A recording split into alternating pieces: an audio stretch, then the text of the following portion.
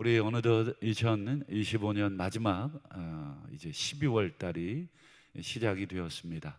한 해 동안 너무 수고 많으셨고, 또 마지막 한 해 하나님 앞에서 또 잘 매듭지어서 또 새로운 한 해를 또 잘 준비하시는 그런 한 달로 삼으실 수 있기를 주님의 이름으로 축원합니다. 오늘 우리 함께 보신 본문으로 똥 묻은 개와 겨 묻은 개, 똥 묻은 개와 겨 묻은 개라는 제목으로 함께 잠시 은혜를 나누겠습니다. 우리가 욥기를 통해서 배울 수 있는 것이 뭐냐 이렇게 질문을 하신다면 많지만 그 중에 가장 으뜸으로 꼽을 수 있는 것은 이것입니다. 세상은 원칙대로 움직이지 않는다. 세상은 원리 원칙대로 운영되지 않는다. 가령 원리 원칙이라고 한다면 어떤 게 있겠습니까? 악인은 벌받고 선인은 복받고 나쁜 놈은 감옥 가고 착한 사람은 상 받고, 이게 원리 원칙이죠. 우리가 배운 원리 원칙, 규범입니다. 규범. 이게 우리가 도덕 시간에, 윤리 시간에 배운 큰 원칙이죠. 우리 아이들에게 늘 그렇게 가르치시지 않으셨습니까? 착하게 살아야 된다, 거짓말하면 안 된다. 이게 이제 우리 아이들에게 가르친 규범, 원칙이죠. 그런데 욥기를 통해서 우리가 깨닫게 되는 것은 세상이 꼭 그렇지는 않더라. 거기에서 이 신앙의 갈등이 오는 것입니다. 그리고 신앙의 회의가 오는 것입니다. 그리고 우리 교회 학교 초중고까지 잘 다니던 아이들이 대학 가서 신앙을 떠나는 이유도 그것 때문에 그렇습니다. 야, 이거 교회에서 또는 집에서 엄마 아빠가, 선생님이, 목사님이 설교하시고 가르쳐 준 대로 되지 않더라. 이게 하나님이 그래서 결국은 무슨 문제로까지 번집니까? 하나님 안 계셔, 하나님 안 살아 계셔, 이렇게까지 이제 확장이 되는 거죠.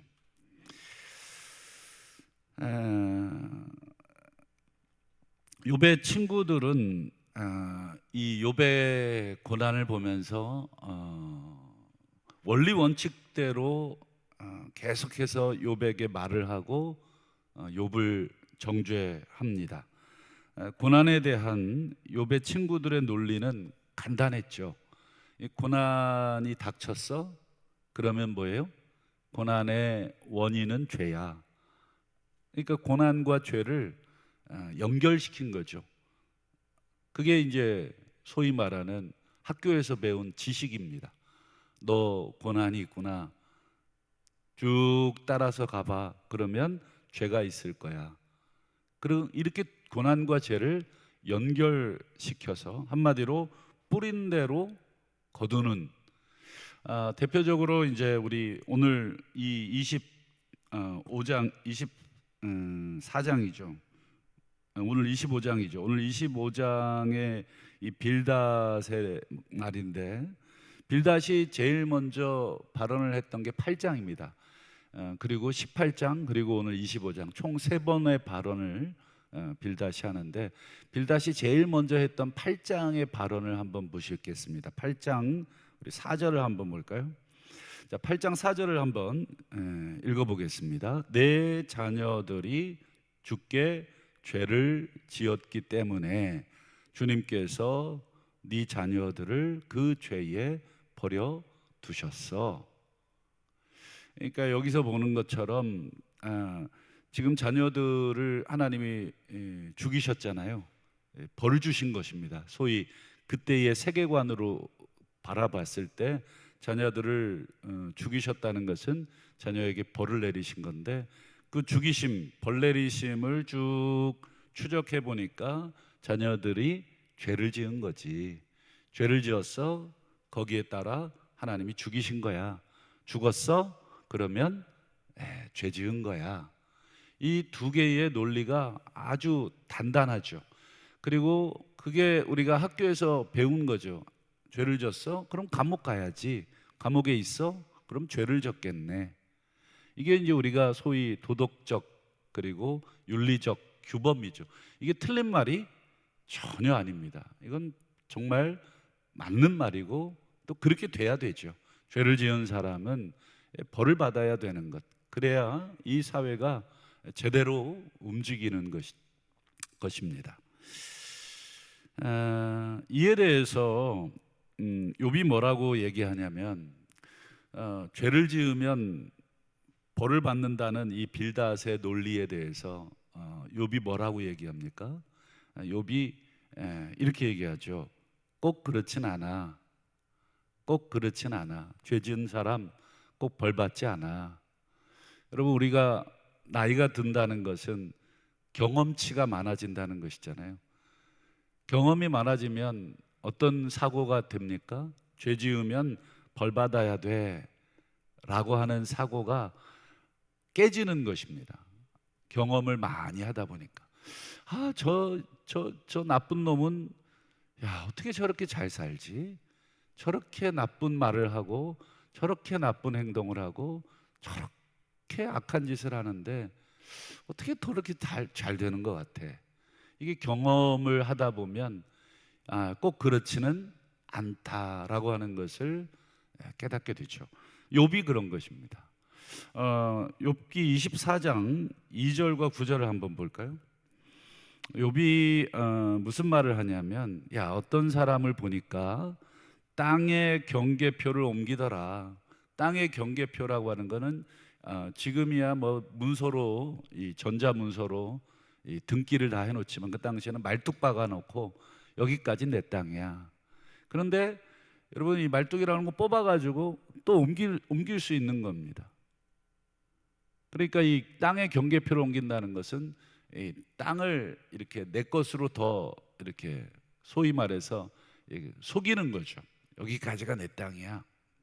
막 목소리를 크게 해서. 그 다음에요, 양떼를 빼앗아 기르며, 뭐 지금처럼 뭐 양의 뭐 귀에다가 칩을 박아 놓는 것도 아니고, 뭐 양이 뭐 생김새가 다 비슷해요. 뭐 저 양 훔쳐다가 내 양우리에 집어넣고 내 거라고 또 우기고. 9절 보시면 또 어떤 사람은 어떻게 살았냐면 고아를 어머니 품에서 빼앗더라. 그리고 가난한 자의 옷을 볼모 잡았더라. 자, 2절과 9절은 딱 누구를 얘기하는 표현입니까? 악인, 이 나쁜 놈, 악한 놈, 정말 사기꾼, 더러운 놈, 어떻게 이렇게 살 수가 있어? 이렇게 말할 수 있는 대표적인 몇 가지만 예를 든 것이, 물론 더 얘기합니다. 그러나 2절과 9절 두 절만 딱 봐도 이런 놈들이 있구나. 여러분, 이런 놈들은 어떻게 돼야 됩니까? 벌 받아야 되겠죠. 감옥 가야 되겠죠. 만약에 죽게 된다면 이런 놈들이 죽어야 되는 것이잖아요. 그런데 욥이 보니까 꼭 그렇지는 않더라. 그 얘기가 이제 24장 22절과 23절입니다. 한번 보실까요? 그러나, 이 그러나가 앞의 내용을 다 뒤집는 것입니다. 이렇게 나쁜 놈들, 사기치고 힘든 사람 빼앗고 힘으로 누르고 못된 말하고 못된 짓하고 이런 사람 하나님이 죽이셔야 되는데, 벌 받아야 되는데, 그러나 하나님은 그의 능력으로 이 강포한 놈들을 끌어내신. 여기서 끌어낸다는 번역이 조금 오해를 일으키는데, 끌어낸다는 게 이렇게 멱살 잡아가지고 끌어내는 것으로 이렇게 오해할 수. 하나님이 드디어 그런 강포한 놈들 이렇게 멱살 잡아 끌어내시는구나. 근데 여러분, 앞에 그러나라고 하는 거는 뭐예요? 앞에 내용을 뒤집는 것입니다. 그렇게 나쁜 짓을 했는데 그래서 끄집어낸다고 하는 게 아니라, 그러나 끄집어낸다면 말이 전혀 안 맞죠. 끌어낸다는 이 단어를 여러분 이렇게 번역한 게 조금 아쉽습니다. 이건 무슨 뜻이냐면 생명을 연장시킨다는 뜻입니다. 생명을 연장시킨다. 목숨을 더 길게 살게 해주신다. 여러분, 강포한 사람, 사기치는 사람, 거짓말하고 그리고 다른 사람에게 해를 가하는 그런 사람, 하나님이 이 감옥으로 끌어 집어넣는 게 아니라 오히려 더 오래 살게 해주신다는 거예요. 야, 이게 저런 사람 빨리 하나님이 죽이셔야 되는데 빨리 죽이시지 않고 천천히 죽이시는 거예요.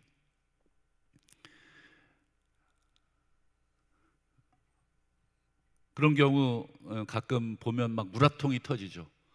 와, 어떻게 저런 놈이 90살까지 살고 100살까지 살고 막 온갖 힘들은 다 그대로 고스란히 가지고 막 뭐 실족해가지고 난 그런 하나님이라면 난 안 믿고 싶고 그럴 때가 있으시죠. 23절도 보실까요? 하나님은 그런 이 강포한 자들에게 평안을 주시고 그리고요 지탱해 주시고. 야, 이게 도대체 이 하나님 살아계시는 건 맞아? 어떻게 하나님 살아계시다면 저런 놈을 하나님이 그냥 번개를 내리쳐가지고 그 자리에서 즉사를 시켜주셔도 믿을 둥 말둥인데 더 평안 주시고 더 이렇게 지지해 주시는 것 같고 더 잘 되는 것 같고. 이게 욥이 하는 말입니다. 빌닷이 야, 네 자식 죄져서 하나님이 그 죄값 치루어서 데려가신 거야. 그랬더니 욥이 아니야, 내 자식 죄를 져서 데려갔다면 좋다, 내 자식 죄 있다. 그러면 다른 죄인들은 어떻게 된 거냐? 사기치고 빼앗고 내 자식보다 더 악한 죄를 지은 저놈들은 어떻게 된 거냐? 왜 하나님이 쟤네들을 안 데려가시냐? 그러니까 욥의 논지는 딱 한 가지죠. 꼭 이 세상이 원리 원칙대로 우리가 학교에서 배운 대로 되지는 않다. 여러분, 누구 말이 옳습니까? 욥의 친구 빌닷의 또 그 외에 뭐 엘리바스나 소발의 말이 여러분 옳습니까? 뿌린 대로 거두는 거야. 죄를 뿌렸어? 그러면 벌을 거둬야 돼. 이 말이 옳습니까? 아니면 욥의 말이 옳습니까? 죄를 져도 어떤 사람은 하나님이 죽이지 않더라. 죄를 져도 어떤 사람은 더 건강 주시고 더 오래 살게 하시고 그 자식들, 그 집안 더 잘 되게 하시더라. 여러분, 뭐 친일파 뭐 다는 아니겠습니다만 어때요? 얼마나 잘 살아요. 큰 나쁜 놈들 집안인데 우리 입장에서는 뭐 속이 막 터지죠. 나라 팔아먹고 막 이랬던 집안 사람들. 반대로 뭐 독립운동한 사람들은 3대가 망합니다. 여러분, 누가 나라 위해서 목숨 걸겠습니까? 저라도 안 걸립니다. 단순히 막 의협심에 막 나라 사랑해서 뭐 내 모든 전 재산 털어서 막 했더니 내 자식은 다 굶고 3대가 지금 어려운데 누가 그렇게 하겠습니까? 반대로 나라 팔아먹고 막 이렇게 해서 온통 재물로 3, 4대 뭐 100대까지 잘 사는데 여러분, 누가 그렇게 하겠습니까? 악을 지어도 죄를 지어도 평안 주시고 하나님 붙들어 주신다. 여러분, 누구 말이, 이 욥의 말이 옳습니까? 아니면 친구들의 말이 옳습니까? 둘 다 현실에 공존하고 있는 것이죠. 욥의 말도 맞고 이 욥의 친구들의 말도 맞고 뭐 하나로 이렇게 딱 우리가 이 세상을 규정할 수가 없다. 그 결론은 뭡니까? 하나님이 이 세상을 운영하시는 것을 우리 인간이 다 알 수가 없다. 우리 인간 개개인을 다루시는 방식, 이 세상을 다루시는 방식, 우리가 다 마치 수학의 정답을 가지고 있듯이 그 정답대로 하나님이 운영하시지 다루시지 않더라. 때로는 다루시기도 하시고 때로는 안 다루시기도 하시고. 오늘 본문 25장 2절을 보면 이제 빌닷이 이런 말을 합니다. 한번 보시면 빌닷이 하나님이 세 가지를 가지고 있다는 것을 얘기하면, 세 가지. 첫 번째, 주권, 이 통치하는 권리죠, 주권. 그리고 위엄.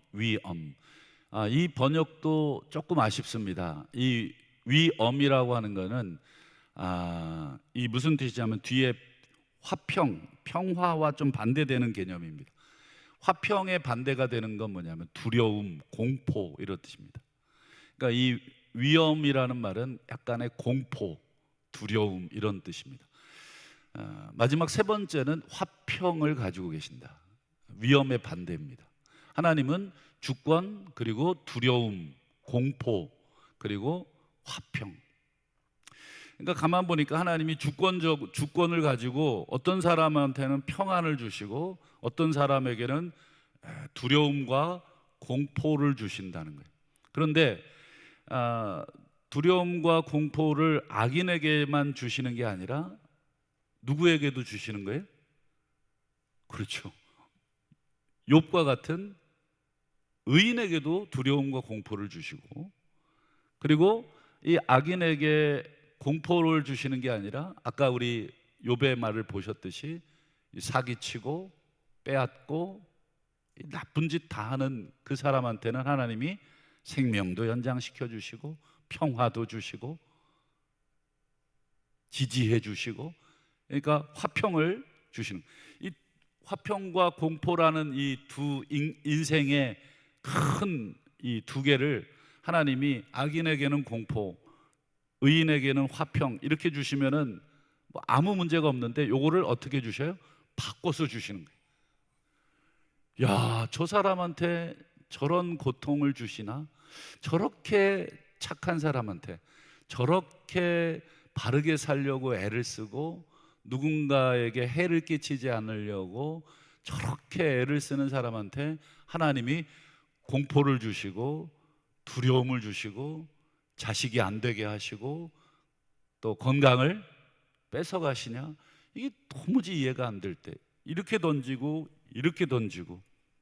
그러니까 하나님이 이 주권적으로 주권과 위엄과 화평 이 세 가지를 가지고 하나님이 막 예측할 수 없는 하나님인 것처럼 그렇게 하신다는 거예요. 빌닷이 이 말을 왜 하냐면 4절을 한번 보실까요? 4절, 25장 4절. 빌닷은 이 말을 하려고 하나님의 주권을 얘기하는데, 자, 그런즉 그런 하나님 앞에서 우리 인간이 어찌 의롭다고 할 수 있냐? 그리고 여자에게서 난 자가 사람이잖아요. 어찌 깨끗하다고 할 수 있냐? 이 4절은 결국은 누구를 향한 정죄냐면 욥 들으라고 하는 말입니다. 욥아, 네가 어떻게 의로워? 욥아, 네가 어떻게 깨끗해? 너 자꾸 의롭다 그러고 너 자꾸 깨끗하다고 하는데, 하나님이 화평과 두려움을 가지고 있는데 너한테는 지금 두려움을 주는 걸 네가 지금 경험하고 있지 않냐? 자식 잃고 재산 잃고 건강 잃고, 이런 하나님이 이 두려움을 계속 너한테 주는 거 보니까 너는 깨끗하지 않아, 너는 의롭지 않아. 지금 이 빌닷이라고 하는 이 친구는 계속해서 지금 욥을 향해서 지금 정죄하고 있는 것입니다. 문제는 그럼 뭐냐면 빌닷의 말이 틀린 게 아니라고 우리가 생각을 합니다. 뭐 욥이 뭐 지까짓게 의로워봤자죠. 아무리 뭐 자기가 의롭다고 해봤자죠. 실제로 우리 모든 사람들이 다 죄인입니다. 빌닷의 이 말은 모든 사람이 하나님 앞에서 죄인이잖아요. 의롭지 않잖아요. 깨끗하지 않잖아요. 그런데 문제는 뭐냐면 모든 사람이 의롭지 않고 모든 사람이 깨끗하지 않다고 빌닷이 이야기를 해놓고, 문제는 뭐냐면 이 빌닷이 욥에게 뭘 요구하냐면 자꾸 의로움을 요구하는 것입니다. 깨끗함을 요구하는 것입니다.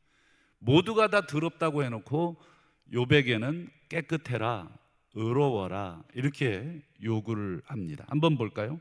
우리 8장 6절을 한번 보실까요? 빌닷이 하는 말입니다. 빌닷이 욥에게 하는 말인데요. 자, 청결하고 정직하면 반드시 하나님이 너를 돌보시고 너의 의로운 처소를 평안하게 하실 것이다. 모든 사람이 더럽다, 청결하지 않다, 모든 사람이 정직하지 않다 이렇게 빌닷이 얘기해 놓고 욥에게는 뭘 요구합니까? 야, 청결해라, 깨끗해라, 그리고 정직해라, 의로워라. 이건 두 개가 모순입니다. 모순.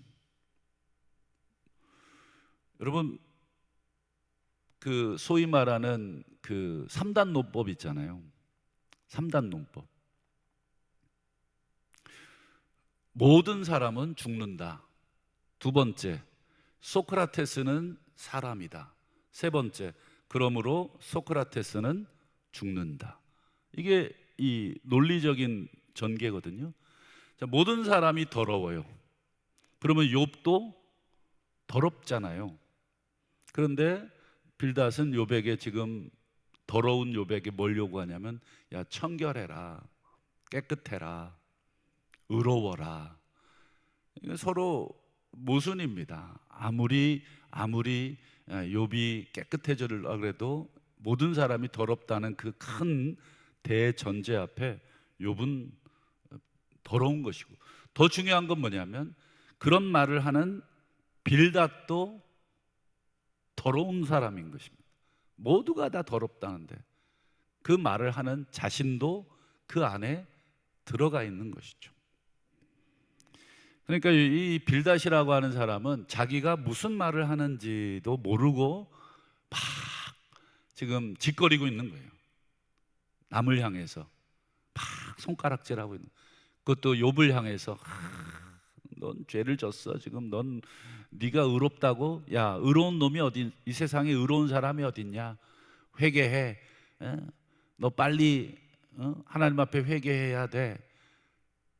근데 사실은 그렇게 손가락질하고 있는 빌닷 자신도 더 나쁜 놈이죠, 사실은. 여러분, 오늘 이 빌닷과 이 욥의 대화를 통해서 우리가 배우는 것은 오늘 말씀의 제목입니다.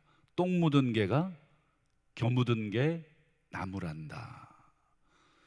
지 얼굴에 똥이 묻었는데 상대방 이 개 얼굴에 겨가 묻었다고, 야야야, 이 칠칠 맞은 놈 막 그것 빨리 떼라고.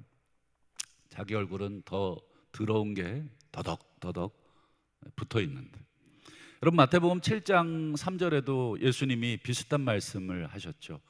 형제의 눈 속에 티가 있는 그걸 보고 내 눈 속에 있는 들보를 깨닫지 못하느냐. 눈 속에 들보를 가진 사람이 상대방 눈에 티를 정확하게 바라보면서 야, 너 티 내가 빼줄게, 그러고는 막 티를 빼려고 한다는 것이죠. 그때 예수님 뭐라 그래요? 네 눈에 있는 들보 먼저 빼고 그리고 그 후에 뭐 티를 빼주든지 말든지 하라, 이렇게 얘기하죠. 여러분, 상대방 내 눈에 있는 들보를 가지고 있는 사람이 상대방에 있는 티를 빼려고 하는 행위, 그거를 예수님이 뭐라고 하셨냐면 마태복음 7장 1절과 2절을 보실까요? 비판이라고 표현합니다. 비판을 받지 아니하려거든 비판하지 말라. 네가 비판하는 그 비판으로 너희가 비판을 받을 것이고 헤아리는 것으로 헤아림을 받을 것이다. 지금 빌닷과 욥의 이야기를 통해서 우리는 일반적인 원칙들을 우리가 한번 추정해 보게 되죠. 우리가 살면서 다른 사람의 얼굴에 묻은 겨, 그리고 다른 사람의 눈에 박힌 티, 너무 잘 보이지 않습니까? 너무너무 선명하고 너무너무 저거 빼주고 싶어서 뭐 어쩔 줄 모를 때가 많죠. 저걸 빨리 빼줘야 되는데, 예수님의 논리에 의하면 네 눈에, 네 얼굴에 똥 묻었어. 네 눈에 들포가 떡하니 박혔어. 그러니 그거 먼저 닦고 그거 먼저 빼고 그렇게 해라. 너 그렇게 하지 않으면 네가 비판하는 그 비판 그대로 너한테 올 거야. 여러분, 우리가 살면서 그런 경험 많이 해보셨을 거예요. 누군가에게 뭔가를 지적한다는 게 얼마나 부담스러운 일인지. 왜냐? 조금만 정직하게 그걸 나에게 적용해 보면 내가 그런 말 할 자격이 전혀 없는 사람이기 때문에, 야, 너 그렇게 살면 안 돼 라고 얘기하는 순간 그걸 나한테 적용해 보면 그런 말 할 자격이 전혀 안 됩니다. 너 거짓말하면 안 돼. 너 사기치면 안 돼. 너 그런 나쁜 말 하면 안 돼. 너 친구한테 그렇게 하면 안 돼. 우리 자식들한테 이렇게 얘기하는 그 말을 조금만 정직하게 나한테, 아니 100분의 1만 나한테 적용해 봐도 우리 자녀들 앞에 우리가 그렇게 얘기하기가 참 어렵죠. 여러분, 자기 눈에 있는 들보, 자기 얼굴에 묻은 똥을 보지 못하고 상대방의 눈에 있는 티, 상대방의 얼굴에 묻은 결을 이렇게 비판하는 사람을 우리 주님이 뭐라고 표현하셨냐면 마태복음 7장 5절을 한번 보실까요? 외식이라고 표현하셨습니다. 외식. 외식이 무엇입니까? 나는 아닌 척, 나는 그렇지 않은 척 이렇게 상대방의 죄를 지적하는 그런 사람, 이걸 외식하는 자. 우리 예수님이 제일 싫어했던 사람, 이 외식하는 사람. 자기는 의로운 척, 자기는 바른 척, 자기는 청결한 척, 다른 사람을 정죄하고 다른 사람의 티를, 다른 사람의 얼굴에 묻은 결을 그렇게 떼내주려고 이렇게 떠들고 다니는 사람. 저 인간은 뭘 저렇게 이렇게 소위 다른 사람 이야기하는 사람들 어떻습니까? 외식입니다. 외식. 여러분, 다른 사람들 얘기 많이 하는 사람들 주변에 혹시 계십니까? 여러분, 100% 외식입니다. 100%. 그 잣대를 자기에게 한번 들여보십시오. 여러분, 아무도 그 기준에서 벗어날 사람은 아무도 없습니다. 우리가 사람끼리 소위 도토리 키재기라는 말처럼 우리끼리는 조금 50보 100보 조금 더 나을지 모르겠지만 전능하신 하나님 앞에서는 다 그렇습니다. 여러분, 말씀을 맺겠습니다. 우리 마태복음 12장 36절을 보면 무서운 말씀이 하나 나오시죠. 사람이 이 땅을 살면서 무슨 무익한 말을 하든지 마지막 하나님의 심판대 앞에 서게 되는 날 그것에 대해서 신문을 받으리라. 이게 참 우리에게, 우리가 비판이라는 말, 이게 전부 말로 할 때가 많죠. 오늘 욥의 친구들도 욥을 뭘 그렇게 바꿔주려고 애를 썼는지 모르겠어요. 뭘 그렇게 욥을 회개시키려고 그렇게 핏대를 세웠는지 모르겠어요. 회개하라고. 참 안타깝기 그지없죠. 여러분, 교회 생활하다 보면 어떻습니까? 뭘 그렇게 성도 간에 뭘 그렇게 바꿔주고 싶어서 그렇게 모진 말을 서로를 향해서 내가 왜 했나.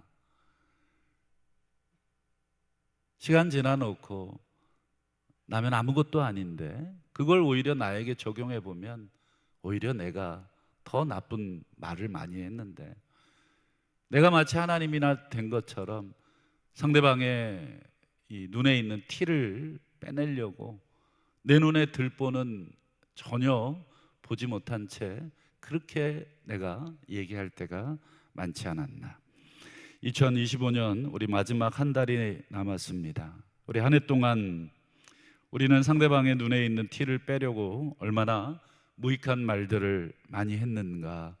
한번 이 해가 다 가기 전에 하나님 앞에 우리 정직하게 한번 나 자신을 되돌아 볼 수 있기를 바라고요. 오늘 마지막 구절에 인생이 구더기 같고 벌레 같은 인생길이, 우리가 서로 무익하고 어리석은 비판과 정죄를 멈추고 우리 하나님이 우리에게 가르쳐 주신 것 서로 긍휼히 여기고 불쌍히 여겨라 라고 하는 그 말씀을 다시 한번 우리 가슴에 새기고, 마지막 심판대 앞에 섰을 때 우리가 하나님 앞에 책망받을 것이 없을 수는 없겠지만 최대한 우리가 책망을 덜 받기 위해서 이 땅에서 우리의 삶과 우리의 말을 다시 한번 조심하게 되기를 소망하면서 남은 한 달 하나님 앞에 우리 정직하게 우리 자신을 되돌아보는 우리 지혜로운 종들이 다 되실 수 있기를 주님의 이름으로 우리 축원합니다. 기도하겠습니다.